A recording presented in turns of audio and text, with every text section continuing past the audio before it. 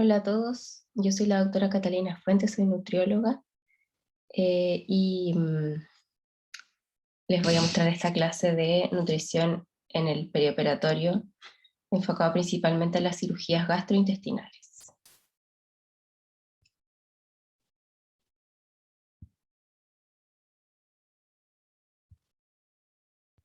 Ahí, ya. Entonces, ¿cuáles son los objetivos de aprendizaje de esta clase? Que ustedes entiendan cuál es la real importancia del soporte nutricional perioperatorio. ¿Por qué el estado nutricional y también la alimentación en el perioperatorio tienen un impacto en la evolución de los pacientes después de la cirugía? ¿En qué consiste la respuesta metabólica al estrés del paciente quirúrgico? ¿Cómo vamos a evaluar el riesgo nutricional en estos pacientes? ¿Y cuáles son las claves en el soporte nutricional antes y después de la cirugía? Bueno, los últimos años ha habido un cambio en los paradigmas del manejo de los pacientes en el periodo perioperatorio. Antiguamente, o hace 20 años atrás, en algunos lugares todavía se mantienen esas indicaciones, se tendía a indicar ayunos prolongados a los pacientes antes de la cirugía, sobre todo por el temor de un eventual residuo gástrico aumentado en el momento de la cirugía con el consiguiente riesgo de aspiración, ¿verdad? Y bueno, en los últimos años en realidad se ha ido cambiando esta tendencia. Se ha visto que los pacientes cuando se alimentan antes de la cirugía están menos ansiosos, menos estresados, y al mismo tiempo el alimentar o el permitir consumir cierto tipo de alimentos que vamos a ver a los pacientes antes de la cirugía también mejora los outcomes después de la cirugía, porque disminuye la respuesta metabólica al estrés que tienen los pacientes. Y por otro lado, además de la alimentación, el estado nutricional de los pacientes cuando llegan a operarse también ha ido cobrando más importancia.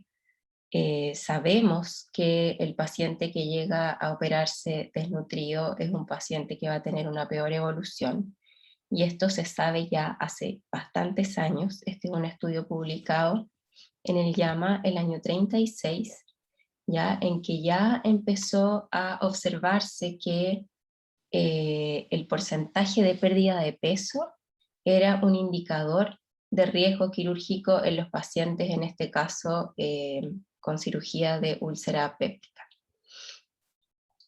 Y aquí, como ven, se separó a los pacientes en aquellos que habían perdido más de un 20% del peso antes de la cirugía, y que tenían aquellos que habían perdido más del 20% tenían una mortalidad mucho mayor, alrededor de un 30%, comparado con los pacientes que habían perdido menos de un 20% del peso, que en este caso era un 3,5% que correspondía a un paciente.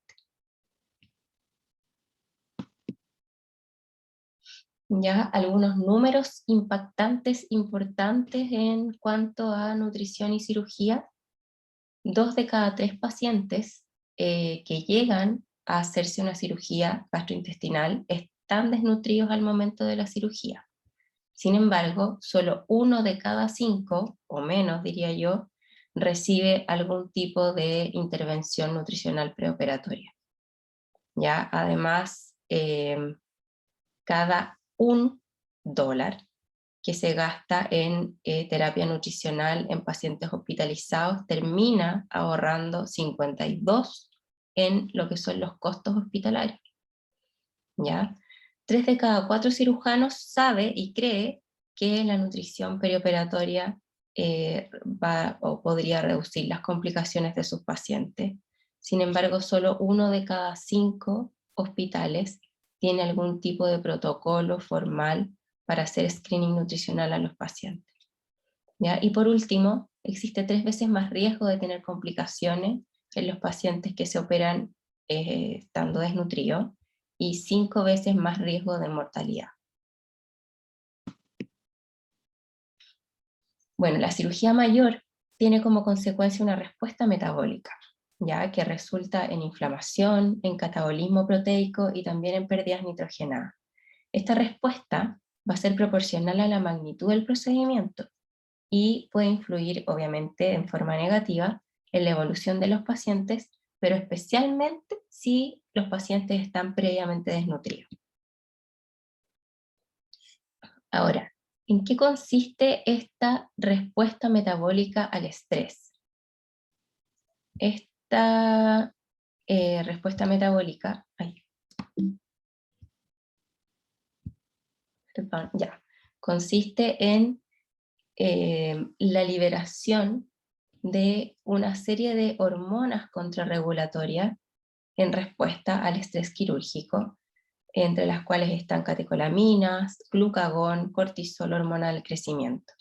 Y estas hormonas van a actuar a varios niveles, entre ellos el páncreas, el tejido adiposo, el hígado y el músculo esquelético. ¿Ya? Por ejemplo, a nivel del páncreas van a reducir la capacidad de producir insulina. A nivel del músculo esquelético va a haber una disminución de la captación de glucosa. A nivel hepático va a haber una mayor gluconeogénesis, ya mayor glicogenólisis y mayor liberación de glucosa. Y a nivel del tejido adiposo aumenta la lipólisis, ¿ya? Y con ello aumenta la producción de ácidos grasos libres que llegan al hígado. Entonces todos estos efectos van a conducir de una u otra manera a una hiperglicemia, ¿ya? Por un lado, a través de la resistencia a la insulina que se produce, y por otro lado, a través de este aumento en la producción de glucosa hepática. ¿Ya? Es súper importante mencionar que la hiperglicemia, sobre todo en los pacientes que antes de la cirugía tenían niveles de glucosa sanguínea normales, es un factor pronóstico y un factor de riesgo importantísimo de complicaciones, sobre todo infecciosas. Ahora, la resistencia a la insulina es uno de los puntos clave para la recuperación en el postoperatorio. ¿Ya? El grado de la resistencia a la insulina que se desarrolla en estos pacientes, sobre todo al momento que deja el pabellón o el primer día postoperatorio, que es como el pic de resistencia a la insulina, se relaciona directamente con el riesgo de complicaciones, principalmente complicaciones infecciosas. Ahora, esta resistencia a la insulina, que finalmente termina siendo un marcador de estrés quirúrgico, va a tener su pic, como veíamos, alrededor de los primer día postoperatorio, pero a pesar de que va a ir disminuyendo con el paso de los días, esta resistencia a la insulina se va a mantener hasta, como vemos aquí, prácticamente 20 días después de la cirugía. Y además, el grado de resistencia a la insulina que se produce, como les mencionaba antes, tiene que ver con la magnitud de la noxa, es decir, a mayor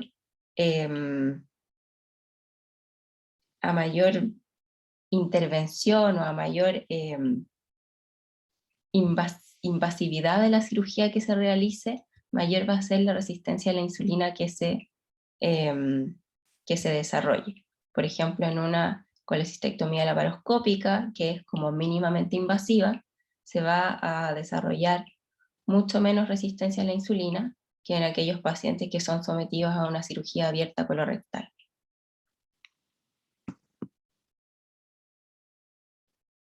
Y además, la cirugía va a condicionar una respuesta catabólica, que en parte tiene que ver también con, como les mencionaba, esta resistencia a la insulina, y que va a consistir en que con el evento quirúrgico y el estrés de la cirugía, va a haber un aumento del turnover de las proteínas, es decir, va a haber una mayor producción de proteínas y también una mayor destrucción de proteínas.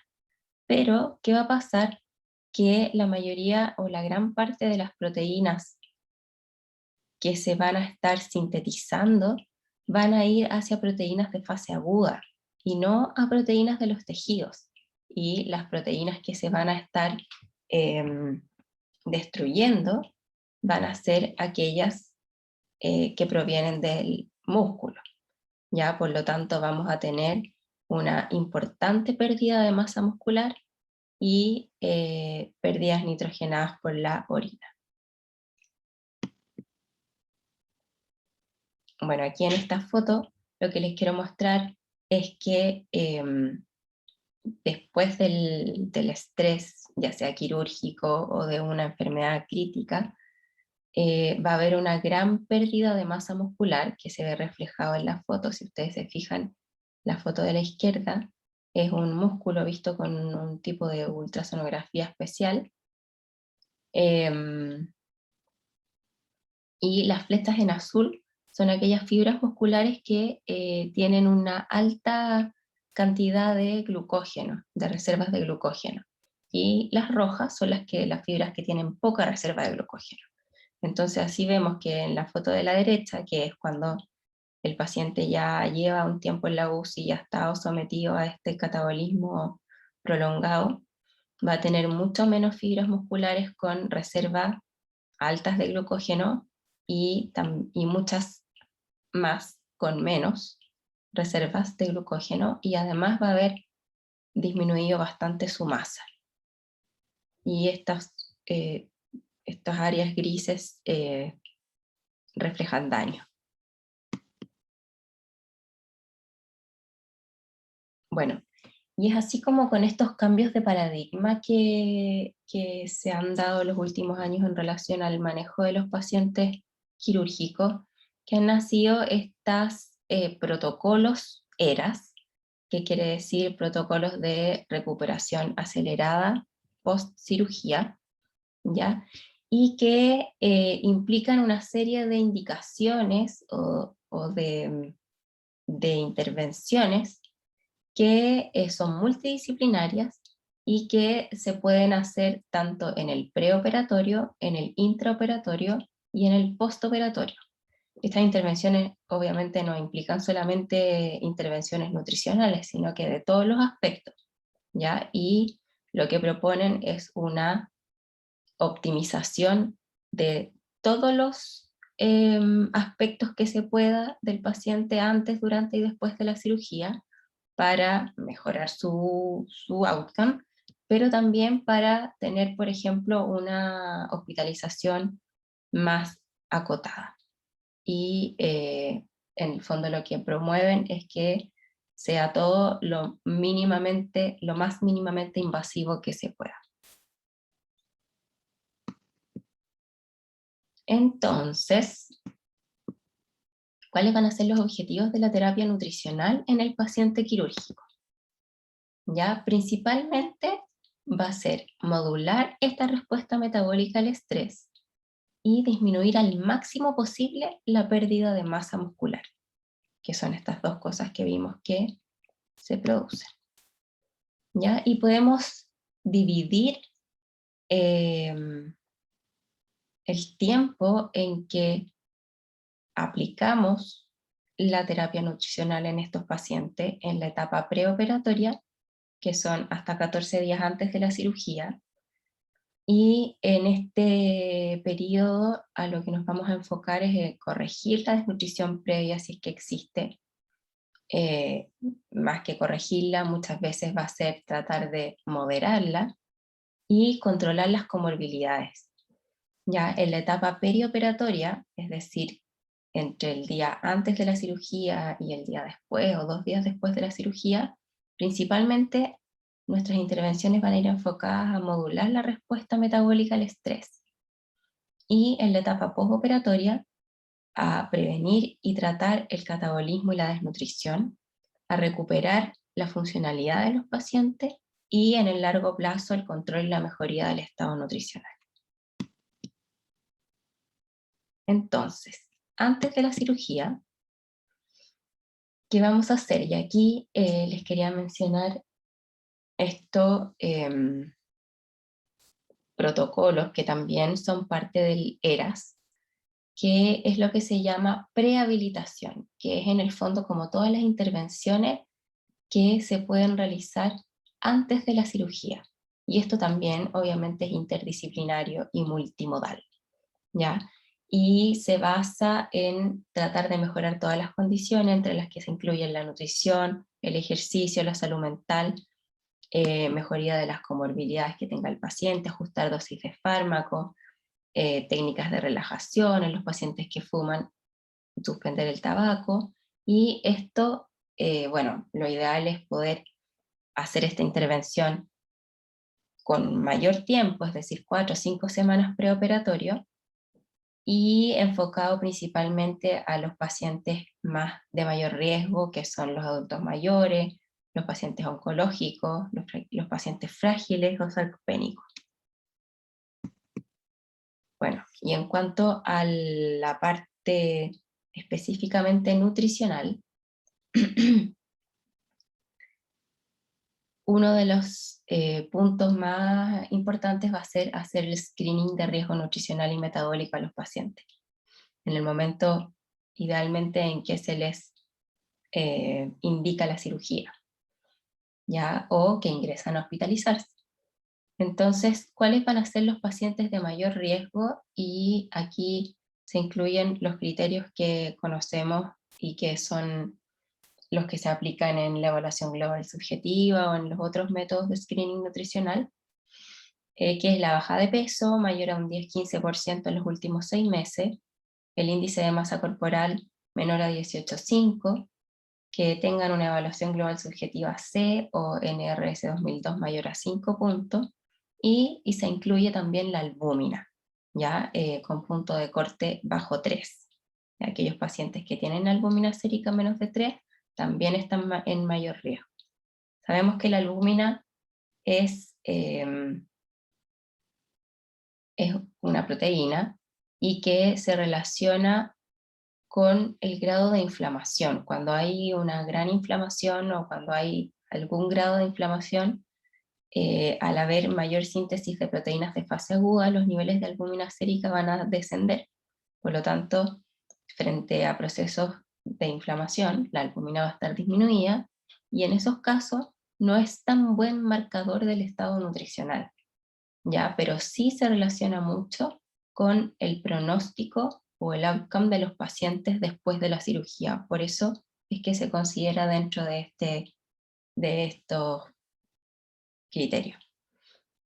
Estos son los criterios propuestos por la ESPE.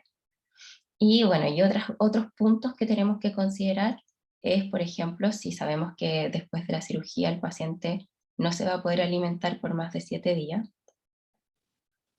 o si ha presentado una ingesta disminuida la última semana. Este es otro método de screening que en realidad considera los mismos puntos, pero aquí se puede ver un poquitito más ordenado, que se llama PONS, y fue propuesto por un grupo de autores, y que consiste en un poco lo mismo. Paso 1, el índice de masa corporal. Aquí la diferencia es que pone como punto de corte 18,5, pero en aquellos pacientes mayores de 65 años el punto de corte es mayor, es en 20.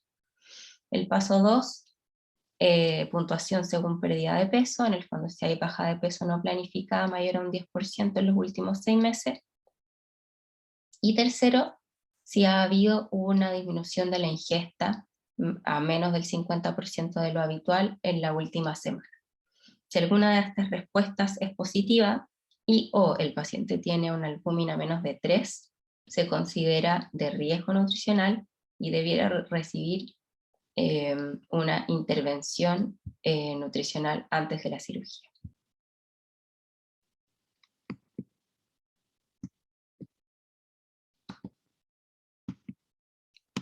Ya. Y dentro de lo que es la preparación nutricional preoperatoria o el soporte nutricional preoperatorio, vamos a intentar cubrir el déficit energético, mejorar la performance funcional, evitar la baja de peso y preservar la microbiota.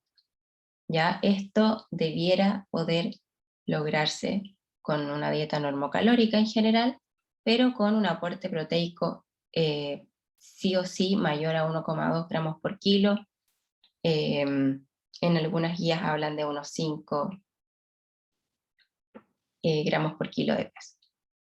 ¿Ya? Esto a través de la consejería, en los casos necesarios una dieta fortificada, el uso de suplementos nutricionales orales, y esto es importante porque el uso de suplementos nutricionales hay que considerarlo como en forma bien generalizada, en pacientes ya sea en riesgo nutricional o incluso en aquellos que no estén en riesgo nutricional pero que no se estén alimentando de manera adecuada. Y la utilización de otras maneras de soporte nutricional como enteral o parenteral en caso de que la vía oral no sea posible. Y siempre considerar primero oral antes que enteral y enteral antes que parenteral. Ya las guías ESPEN de nutrición clínica en el paciente quirúrgico del 2016, además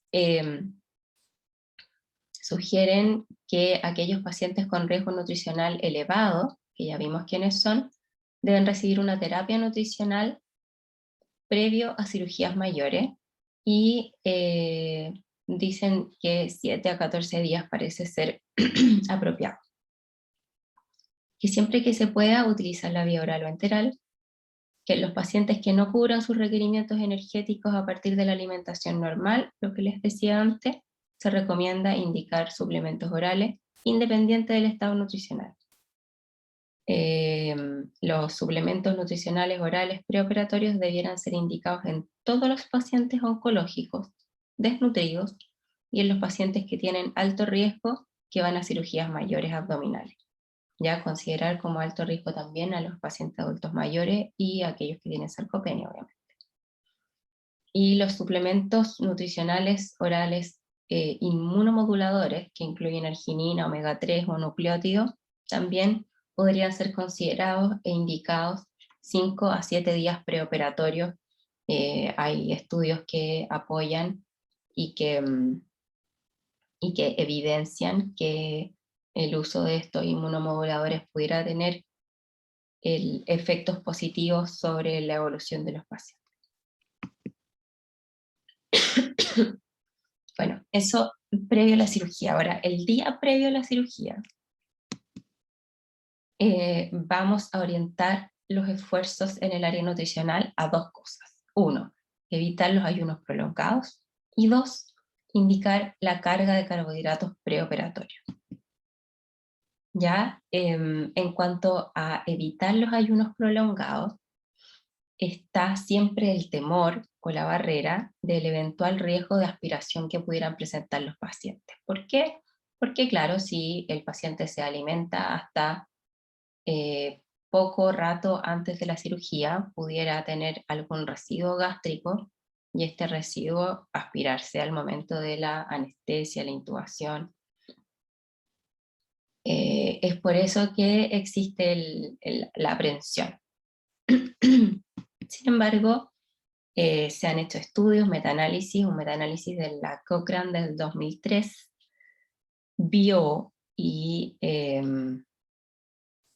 explicó que la administración de líquidos claros, como té, jugos de fruta sin pulpa, agua con maltodextrina, hasta 2 horas antes de la cirugía, comparado con un ayuno tradicional, no aumentaba las complicaciones ni tampoco la aspiración, e incluso disminuía el volumen del contenido gástrico. Entonces la recomendación es que se indique ingesta de alimentos sólidos hasta 6 horas antes de la cirugía y ingesta de té, café, jugo de fruta sin pulpa hasta 2 horas antes de la cirugía. Y en aquellos pacientes en que se sospeche que hay algún retardo del vaciamiento gástrico, que serían, por ejemplo, los pacientes diabéticos mal controlados o de larga data, o pacientes obesos, ellos sí se justifica que tengan un ayuno de hasta 6 horas antes de la cirugía.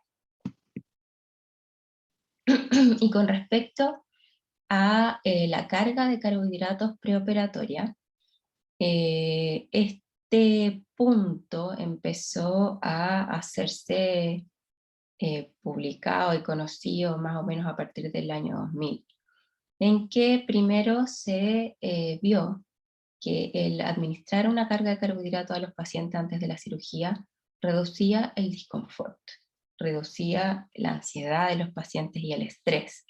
Y luego, además se vio que el administrar estas cargas también podía disminuir la resistencia a la insulina en el postoperatorio, sobre todo en el postoperatorio inmediato.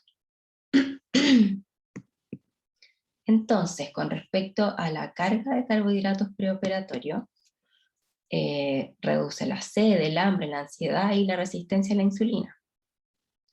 Y además produce un estado anabólico que podría reducir las pérdidas nitrogenadas y proteicas, por lo tanto es un gran recurso. También un metaanálisis de Cochrane de 2014, con 18 estudios en cirugía digestiva,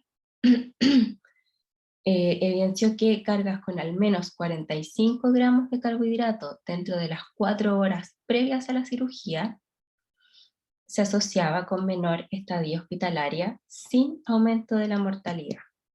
Ya, por lo tanto, la recomendación es que el paciente coma normalmente el día antes de la cirugía. Ahora, si el paciente no cena o su última comida es muy temprano, agregar ojalá una colación nocturna rica en carbohidratos, o también puede ser líquido con maltodextrina o algún preparado. Hay algunos suplementos orales que son específicamente hechos como para esto, que en el fondo son agua con azúcar básicamente. Y la mañana de la cirugía, permitir líquidos claros, carbohidratados hasta 2 horas antes de la inducción anestésica, ojalá asegurar un mínimo de 50 gramos de carbohidratos. Y por último, posterior a la cirugía, nuestro objetivo principal va a ser la entrega temprana de nutrientes en el lumen intestinal. ¿Esto por qué? Por todos los beneficios que conocemos que tiene la nutrición enteral a nivel sistémico en realidad. Aquí vemos las vellosidades intestinales y sabemos que el hecho de estar administrando nutrientes mantiene el trofismo, mantiene la función de barrera, evita o previene la translocación bacteriana. Por lo tanto, los beneficios van mucho más allá de la entrega de calorías y proteínas. Por eso es que es importante que sea por la vía digestiva siempre que se pueda.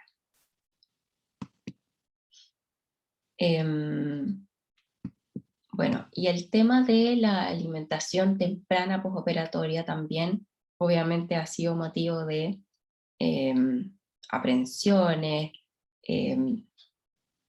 temores, y ya hace varios años que se empezó a investigar y a evidenciar que la alimentación temprana postoperatoria no solamente es posible, sino que además es positiva y mejora la evolución de los pacientes después de la cirugía. Acá hay un metaanálisis que compara la alimentación enteral precoz versus tradicional después de cirugía gastrointestinal. Y estos fueron pacientes que recibieron nutrición enteral u oral significativa en las primeras 24 horas después de una cirugía. Fueron 15 estudios que completaron un total de 1.240 pacientes. Ya en este estudio se observó que aquellos pacientes que recibían nutrición enteral postoperatoria temprana se asociaba con reducción en las complicaciones totales, comparado con la alimentación tradicional, que no afectaba negativamente el outcome de los pacientes, como la mortalidad o la dehiscencia de anastomosis, y que además había una reducción significativa de las complicaciones postoperatorias de un 45% en aquellos pacientes que se alimentaban en forma temprana. Ya aquí hay otro metaanálisis que, de varios estudios, en los cuales también se comparó alimentación temprana con tradicional o no tan temprana, y si se fijan, dentro de los outcomes más importantes está disminución del riesgo de infecciones, estadía hospitalaria e incluso disminución de mortalidad.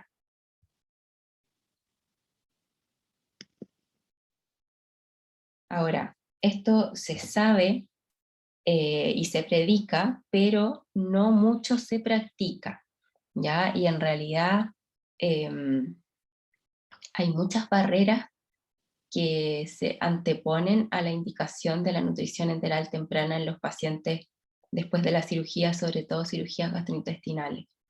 ¿Cuáles son las principales causas de que esto no se haga todo lo que se tendría que hacer?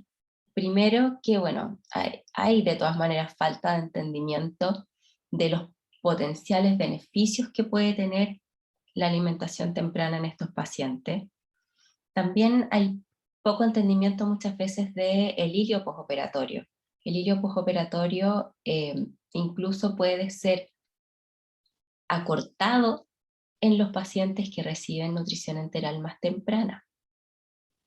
Muchas veces también se suele esperar a la presencia de sonidos intestinales o actividad intestinal, o la presencia de deposiciones o gases para iniciar la alimentación, y obviamente están las preocupaciones de la eventual aspiración, isquemia intestinal o la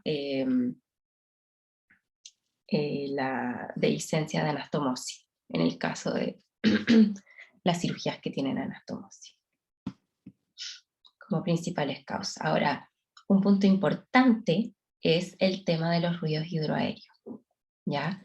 Esta es una práctica que se hace muchísimo. La auscultación de ruidos hidroaéreos históricamente ha sido utilizada para evaluar la funcionalidad intestinal y la capacidad para recibir alimentación por vía enteral. A pesar de su amplio uso, la auscultación de ruidos hidroaéreos nunca ha sido validado como un marcador de función gastrointestinal, y no existe ninguna evidencia que relacione los ruidos con la peristalsis. De hecho, hay 2 estudios que mostraron que existe una gran variabilidad interobservador entre los médicos cuando auscultan los ruidos hidroaéreos.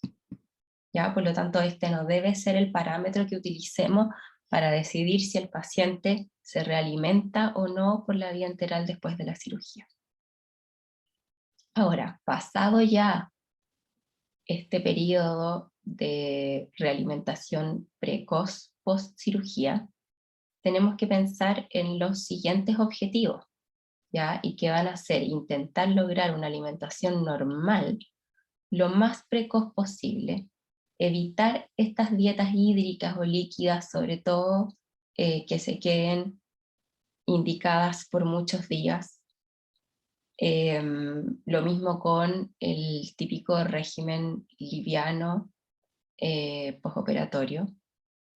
Y considerar el uso de suplementos nutricionales orales hasta 2 semanas después de la cirugía. Recordar que la resistencia a la insulina como respuesta al estrés de la cirugía no es de corta duración, sino que se puede mantener hasta, como vimos, hasta 2 semanas después de la cirugía. Y que dependiendo en el fondo de la magnitud de la cirugía, va a haber de todas maneras un catabolismo y pérdida de masa muscular que se va a relacionar, bueno, también con los días de reposo, etcétera, y por lo tanto el asegurar una alimentación adecuada, sobre todo una adecuación en el requerimiento de proteínas de los pacientes en el postoperatorio también va a ser fundamental.